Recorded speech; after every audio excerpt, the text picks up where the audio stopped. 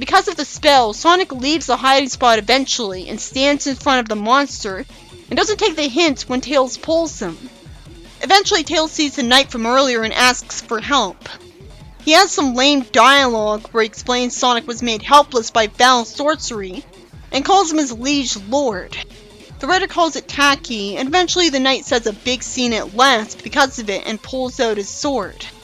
The whole time the monster just conveniently stood still instead of eating like it wanted to. Eventually the robots of the film crew and the other actors show up and waste my time bickering. Eventually a streak of fire from a staff flies by. So a swarm of angry grinning yellow parrots from the trees aims a missile at someone's pointy hat. There's more boring dialogue, and eventually Capone steals the staff, cathartically calling the person useless because he didn't just use the staff right away, and used the settings button on the thing, which he mentions every setting of. He uses an inferno against the monster. He really would have eaten them all in all the time they were just standing there. I guess he's programmed not to do anything for the sake of having a scene about him getting defeated. There's a bunch of padding, where Capone's told to do another take because somehow the cameras weren't loaded. And eventually it's revealed that there's plenty of other monsters just like it nearby, so it didn't inconvenience them as much as I wanted. Finally, Tails leads Sonic away and starts a long walk to Green Hill Zone. At the end of the afternoon, Tails got to Emerald Hill on the last leg of his journey home, where Sonic had kept stopping for a half an hour to sniff some flowers or did something equally un-Sonic-like. I like that I made fun of Sonic X by accident there. Just because Sonic doesn't want to see nature get polluted, doesn't mean he'd want to sniff flowers. Anyone wouldn't want to see pollution. It eventually explains that Tails was getting very short-tempered and tired from what he'd gone through. Eventually a small coconut hits him gently on the back of the head, which is what justifies the awesome moment where he races up the tree and aims a kick at the monkey that did that and laughed at him.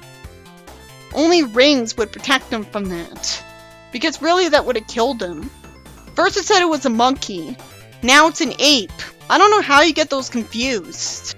He jumps after him and is about to bash him into next week, but unfortunately he's surrounded by the flock of bats who insists on telling him to relax and lying that he didn't hurt him. So the story wastes my time for a while. It explains that the bat people can't hiss, only squeak. Eventually they decide to get Mickey to help them. Tails makes Sonic stop eating a rock, and there's more padding where at least Tails gets to go to sleep for a while, and Mickey gets to eat a triple cheeseburger after he wakes up. It eventually explains that the contents of the magic box are laid out on the floor, and it wastes some time describing pointless details of the room. Sonic's established to be sleeping, and pretty soon Mickey gives Tails a cheeseburger, and eventually reveals he was smart enough to put on Sonic's tab. Eventually Tails somehow doesn't have any confidence in the mess of wiring and doubts his ability to find out stuff about the box, but keeps it to himself. The only thing that's good about this is that it could mean he'd still learn how to be an engineer because he doesn't entirely trust Mickey, so he'd think he would do a better job. After some padding, Mickey states the obvious, and my time is wasted for a long time until he has Tails switch minds with Sonic, which magically gets him back to normal, which he somehow knew would work. I don't know why I had to think smart thoughts for it to work. And sadly, he doesn't tell us what those are, and instead he worries that Mickey could have gotten the polarity wrong before he passes out, which is more of a paranoid thought than a really smart thought. Tails wakes up to a concerned hedgehog shaking him by the shoulders and asking him if he's alright. He insults Eggman and says please say you're okay and calls him pal. Eventually Mickey gives Tails cola to drink and he says baby talk, and pretty soon he reveals he was only kidding. Sonic's both overjoyed and has to resist the urge to hit him. He says sorry to Mickey, and eventually somehow Mickey says it'll all come out in the wash about the burned out wreckage of the magic box. Eventually a bat with annoying dialogue flies in and eats a banana on Mickey, and eventually gets some more. And after some more padding, he says that because Mickey told him their troubles, he found a way into the big tower in the middle. As usual, he talks with a bunch of baseball puns that just pad out the book and make him look nuts. I'm glad it doesn't tell me what his plan is, so that spares me a little padding. There's a boring villain scene where the only thing I care about is that Eggman complains that the stupidly named Dement configuration was never supposed to have been allowed to allow the heroes to escape.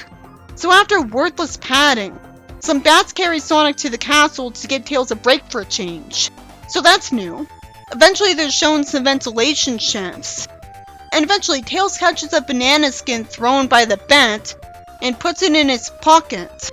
Oh right, he's wearing a dinner jacket. After some padding where Sonic thanks them and calls Tails his buddy, they fall into the shafts and smash through them.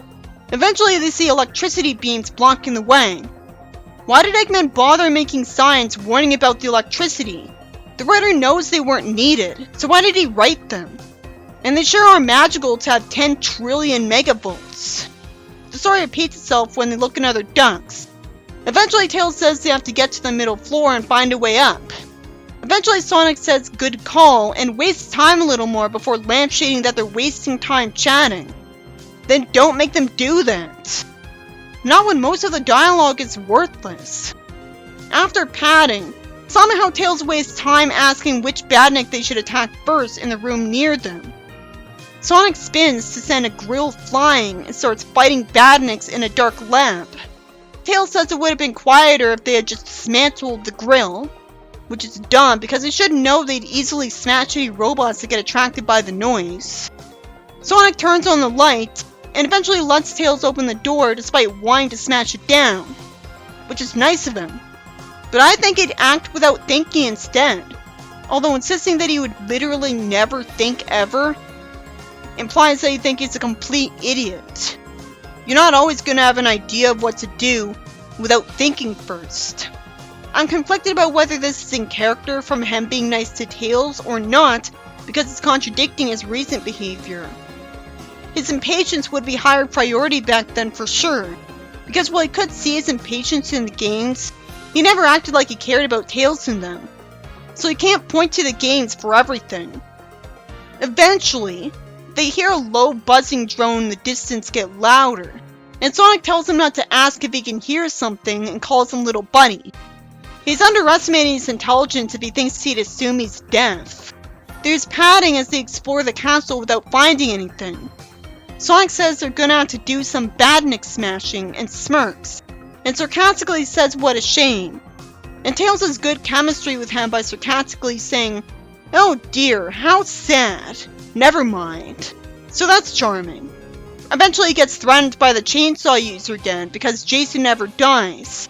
And there's a bunch of padding with the heroes just dodging and Tails annoyingly despairing, until he flings a banana skin and Jace slips on it and Sonic knocks him out. Mythbusters proved how insanely unlikely it is to slip on a banana peel, to the point where they tried to slip on a huge amount of banana peels for nothing. So that was forced. But I appreciate that they had a solution against a bad guy that the Sonic characters don't usually use. But it's also a cliche. It could be explained by the banana skins on Mobius being that slippery, magically. So ultimately, when you combine it with they already dealt with this guy and he's doing nothing new, none of the scenes should have existed. Pretty soon, clanking noises come from the direction Jace had appeared from. Sonic plans to attack, and Tails somehow thinks nothing bad would happen if they left him here, and wastes time with boring, redundant blathering, during which Jace could have gotten up. He says they don't want to waste energy here and reminds them they have to get to the top. So after complaining, Sonic admits he was talking sense. So eventually they run and close the door, which puts them in darkness, and Sonic ends up pressing the button for the prototype lab. And each hanging lab coat has a badge with the name Dr. Ernest Leviter on them, because they were going too fast to see the period in front of the E and thought it was an elevator door. Eventually Sonic prods a metal cage and there's a loud ringing sound of metal hitting the floor, which makes the door behind them lock and an alarm go off. Eventually they see that a big spider with glowing red eyes was let loose. So the book wastes a bunch of time describing it. Why don't they just go into a spin dash? Anything that run into them would die. They also have to dodge some acid spat at them. Eventually crawlers go into the room and Eggman sees a bomb badnik blow up the spider and equipment and most of the crawlers. So the heroes leave the room, and there's a lot of padding where Igor takes forever to blame Spielbot for their victory because he talks so much. Eventually, Tails pulls Sonic into a small cleanup room to hide from badniks passing them by. Again. Eventually, they leave. Why did one of the robots drop Eggman's business card about a funeral? Then it has a lot more padding. I don't need to see an entire scene of Spielbot where it takes several paragraphs for him to discover his fate. Why don't the robots know for a fact who he is? Why is he able to lie about his identity and scare them into leaving? Wouldn't robots be able to connect to a database that would tell them who every robot is? Especially since the Slicer had a holographic image of Spielbot installed into his brain. Well, that was a worthless scene. After some padding, Eggman tells Igor to have the entire film crew melted because he somehow thinks they're spies.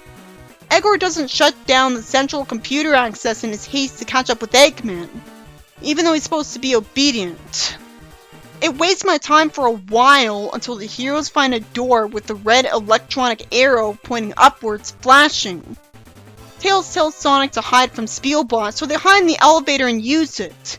Back in the computer lab, Spielbot tries to find out why an order had been given to melt him, but he's not experienced in using computers and didn't know Eggman's access codes. So eventually he gets mad enough to smash a metal fist into the console, which has something vital making the screens go black for a couple of seconds, as opposed to permanently somehow. Why was he able to do that when he'd know Eggman wouldn't want him to? A power unit in the corner explodes, which blows metal sheets into the room to shatter a group of computers. And eventually the entire building gets a power outage. This never would have happened if Eggman hadn't wasted his time making a robot capable of feeling angry when it wasn't meant for fighting. It was sadistic of him to do that though, and since he's got all the world's evil in him and was already shown to be irrational, it's in character that he'd impulsively make every robot able to be mad despite the loyalty risk. When you're that evil, you can't be that logical. You're blinded by your evil. But it's a shame that this happened because Igor forgot to do something in his haste, which you didn't need Igor specifically to do. The blackout gets the hero stuck in an elevator. Eventually, Sonic reassures Tails and fails to burst the metal door off and gets a bump on the head instead because of how great its material is. He eventually reassures him and calls him Buddy, and Eggman rages about what happened. So there's a whole lot of padding, where it turns out Eggman was smart enough to have backup power that somehow works when the backup systems are damaged. But at least he'll only have power for less than a half hour. Igor says he's just checked the weather report, and because he did that at a time like this, he tells him to melt himself down, but eventually gets him to listen to his plan. So that was a little funny. Eventually, Tails reveals that he knows what a spanner is when the average person doesn't, and even I don't. And says that they could have gotten platefuls off with one. I love that he was smart enough to know that. This wasn't like the games at the time, so it's a miracle. And it's just proof they don't have to be like the games to be good. Sonic says it's because they're not plumbers, and he says he's working for the good guys instead. It only makes sense on a meta level because his brand competed with Mario. Eventually, he sees Tails staring at a glass box with a spanner in it and a hammer next to it. Why didn't that get noticed and used earlier? Eventually they get to the top of the elevator cubicle and plan to start climbing the chains and levers above them. After 2 worthless scenes about OC's blathering, who deserve to be called that because of being shown preferential treatment, eventually Sonic spin jumps through a door and he ends up seeing that the torches on the wall are just lit with light bulbs. Eventually, they run to the Master Lab with Eggman, who's about to get into an Eggmobile from a wall hatch. It's thundering out, and the story stupidly says that the entire planet's having a really bad night, when it's not like an entire planet's at night at the same time. Unless it's really small and only has the same gravity from magic. Its owls were meeting to consider a suicide pact. There was no reason for the narration to say this, so it's just shock value. The story wastes my time, and the Eggmobile flies away, which wouldn't have happened if Sonic had attacked it instead of standing still just to listen to his typical taunting. He could have jumped at the Eggmobile while he was laughing, because at that point it didn't seem like he was going to give him any useful info. After a bunch of padding, they see some pieces of paper with a heading computer lab on them, and realize that they've got to go back to the middle floor. How does Sonic know he's standing on a trap door? If he was, it would have already made him fall. He says he bets there's a secret set of steps leading down to the middle floor under it. If he's right, what a creator's pet. How would he know that? Just have the stairs be visible from the start. After padding, Spielbot gets threatened by Sonic. He tells him what his troubles are, and eventually Tails says they were sent to dismantle him instead, but might spare him if he gives them info. Sonic looks at him impressed, and Tails says they need to know about Eggman's movie so they could help fix the damage. Why doesn't Spielbot know what Sonic and Tails look like so that he'd know they're not actors working for Eggman that he can trust? While making every robot know that would be effort he doesn't think he needs. It also justifies that he's too scared to think straight. But it's so frustrating compared to just having them knock him over and threaten him into giving them info without the flimsy lie.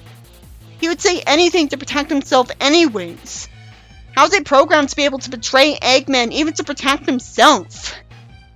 There's a worthless scene of nothing but OCs, where the writer says illuminate instead of illuminated. It's good that some badness gets smashed. There's some more padding. I don't need to be told something they're already gonna find out on their own. Somehow Spielbot's able to figure out the identity of Sonic and Tails for no reason when he didn't earlier. Tails has a spanner on Spielbot and says talk or else. So that was cool. Eventually, because of a thunderclap, Tails eventually figures out where Eggman's gone because he needs electrical power and there isn't any left here. Sonic wastes time saying he's right, and so Tails tells him to follow him. Sonic threatens the robot into staying still, and eventually, well, I assume it's Sonic who says they'll look through the hatch Spielbot showed them. They tug at the sealed doors until they get them apart from each other, and Tails points out the radio antenna on a tower. So after padding, Sonic insists on calling him silly, and eventually they run up the secret staircase. There's a bunch of padding again as it wastes time on Capone, who at least compliments the robot, who says it was nothing. There's no way a king that calls Sonic a freak from bigotry would warm up to a robot and accept it as part of his team. Eventually, Sonic sees a messy, damaged lab with buzzers, so the story has nearly a wall of text describing it for padding. And eventually it takes another nearly wall of text to describe the giant Frankensonic, which we could picture ourselves based on the name, except for him not having shoes, and being green, and wearing a metal skull hat.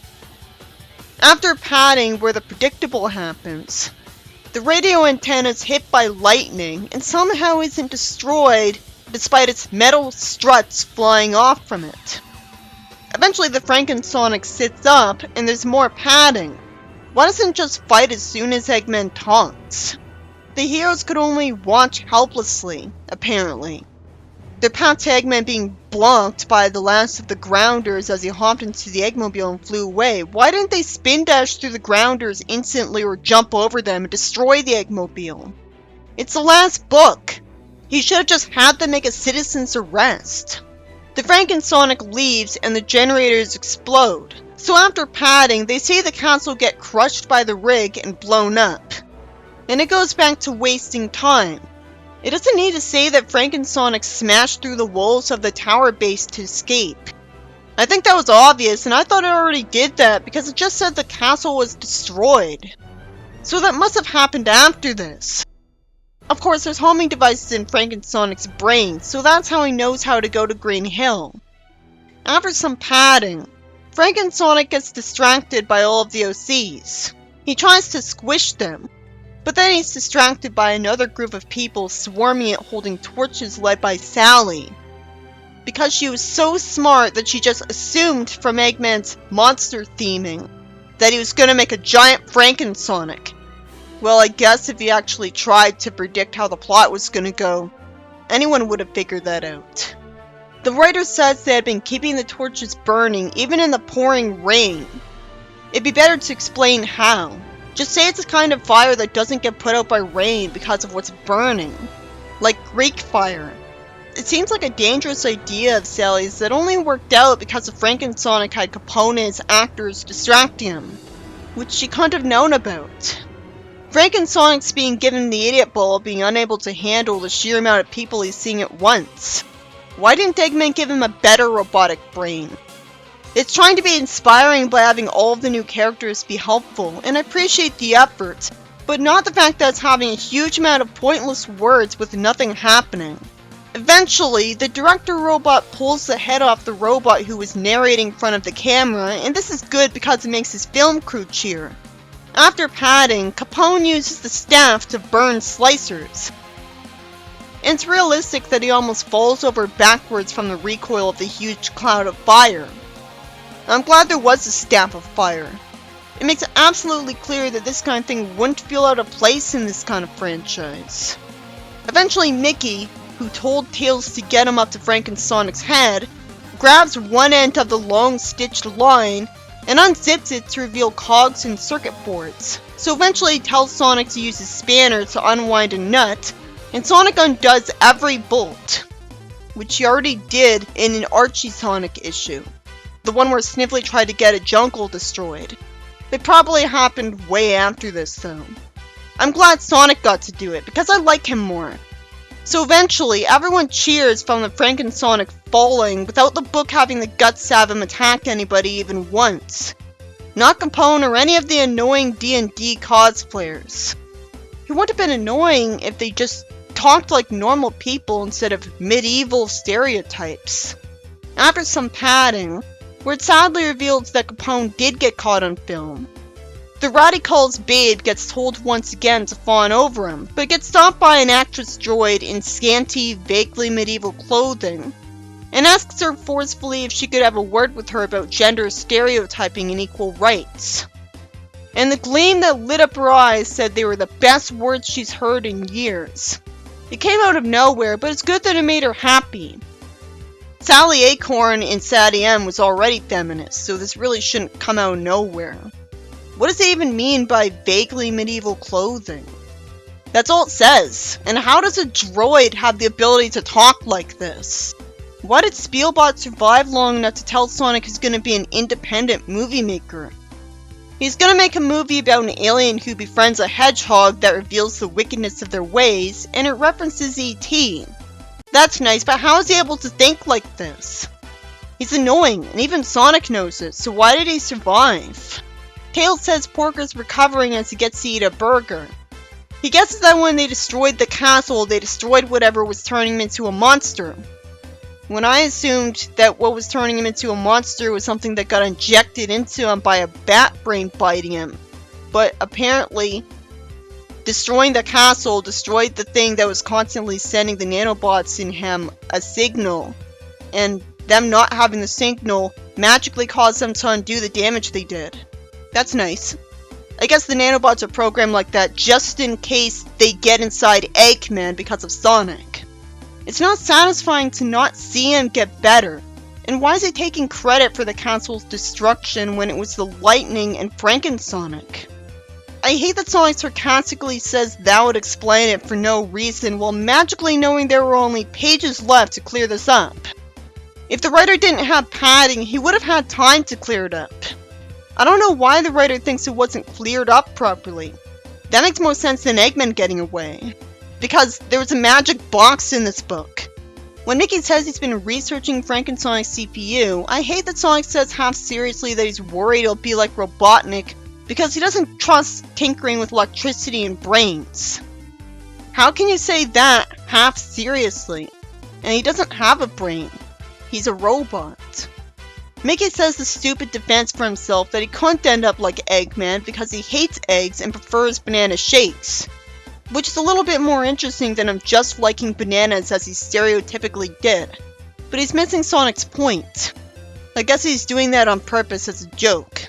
Because he's completely confident that he won't turn out like Eggman. Eventually, Sonic tells Sally she had a good plan and calls her pal. I guess its logic is that if the monster hadn't gotten confused by her group, he would have just moved enough to shake Sonic off it. I like that Sally says modestly that she did just a little bit of help. The story wastes my time until Sally reminds him that Egor still wasn't smashed. Since Sonic remembers that when Kevin was free, he came close to supposedly stealing one of his best buddies from him, he tends to just worry about his missus and all those kids. At least the narration says he's talking unkindly.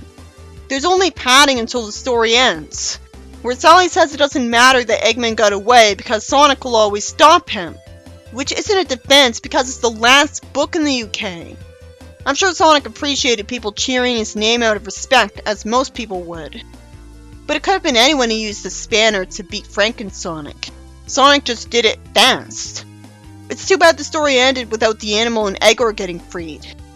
It was a bit disappointing how he used them since he never interacted with the main characters. This book by Carl Sargent sucked because it had more boring parts than the other books, and the promising premise of Eggman wanting to make a monster movie in a castle only leads to Sonic and Tails taking a walk or running most of the time, and boring dialogue with annoying characters that are either lame failed comedy relief or rude. It started out interesting, but the OCs ruined the book. They deserve to be called OCs with all the focus on them when they've got no connection to the main characters. The premise of Eggman making a movie doesn't age well because Sonic Boom went on to do it in a better way where entertaining stuff was happening way more often. I talked about this book the least. There's so many conversations and narration that I didn't talk about because it wasn't important to the plot and there was nothing good or bad to say about it aside from the all-encompassing boring. The fact that the book tries to be funny so often is the problem.